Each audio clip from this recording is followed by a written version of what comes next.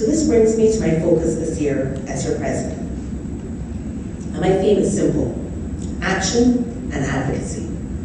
This is what I want to see from us as Soroptimists this year. I want this to be a year full of engagement with our community and a full, active engagement from all club members.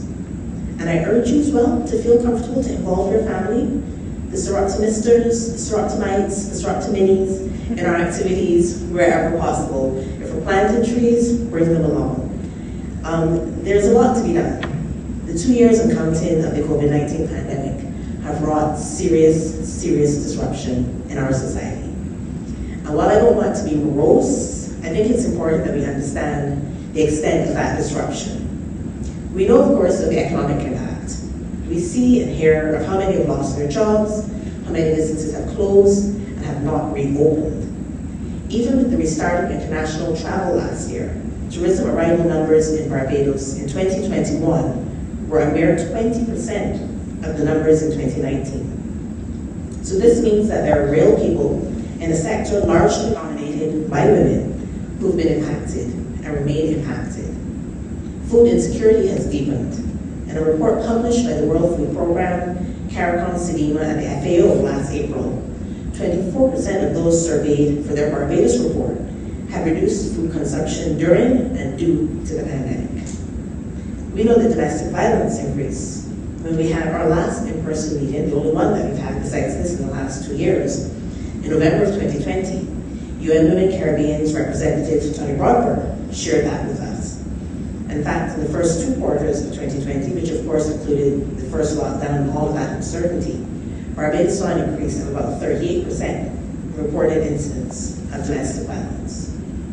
So that is just a snapshot from a few areas of life that have been impacted by COVID-19. I haven't even touched on the learning loss and the loneliness of children who spent so much of the last 2 years in remote education, the loneliness and disconnection for our elders who live on their own, or the mental health impacts on all of us from living through times such as these. So against this background, what choice do we have as a service organization but to raise our hands to help our community, but also raise our voices to speak out for those whose plight may be overlooked? We must take action and we must advocate strongly. So there are some key areas in which I want us to focus our efforts. First, even with the tremendous efforts of our exec, our committees, and you, our members, over the past 2 years, we've obviously still been constrained in some of our vital regular programming, such as our New Horizons mentorship program at the Government Industrial School for Girls and our School Leavers program at the Spring Memorial and St. Ursula's schools. I think I speak for all of us when I say we miss the girls. And now, more than ever, we need to be engaged with these young ladies. We will make an outreach to see how soon we can restart these programs. One of the programs which we were able to successfully pivot during the pandemic was our then annual professional development workshop, Sister Put Your Best Foot Forward. And in fact, being forced to hold the workshop online allowed us to reach even bigger audiences than we were ever able to serve in person. For last year's session, we had 432 people register. We didn't get 432 for each day of it, but we had hundreds of people for the sessions.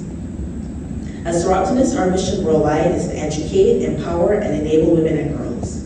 And I want to see us deepen the reach of this initiative this year through an intensive 1-year Sister Forward Academy.